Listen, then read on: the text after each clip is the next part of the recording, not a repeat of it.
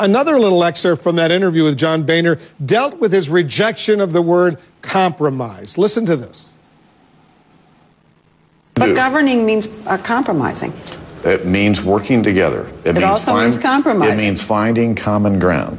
Okay, is that compromising? I am not going to compromise on my principles, nor am I going to compromise the will of the American people. And you're saying I want common ground, but I'm not going to compromise. I don't understand that. I really don't. When you say the word compromise, a lot of Americans look up and go, oh, they're going to sell me out.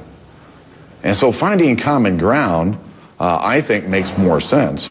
I reminded him that his goal had been to get all the Bush tax cuts made permanent. So you did compromise. We found common ground. Why won't you say? You're afraid of the word. I reject the word.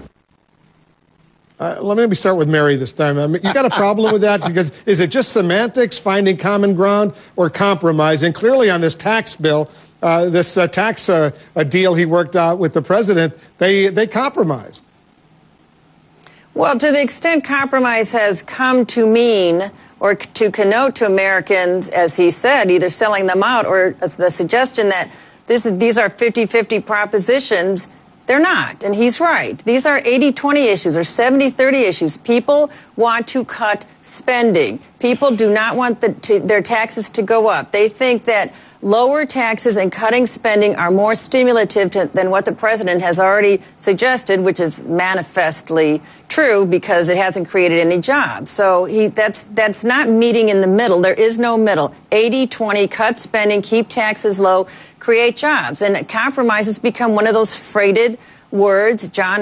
Speaker Boehner is exactly right there, Roland, and he's held it right. This is when we should start crying, because this is an absolutely stupid debate. We all know what compromise is. Why don't Boehner just simply say they probably poll tested the word and somehow it means to a segment of people? It is compromise. Forget common ground, working together. Compromise means you don't get all that you want. Other person doesn't get all they want. This is nonsense. And so, Mary, stop dancing around it. You know compromise is good. Even in marriage, you know compromise is good. Roland. Do you compromise with James? I'm not dancing around anything. You know what? Don't talk to me about compromise in marriage. It's compromise. There are 80-20 issues in marriage. It's not 80-20.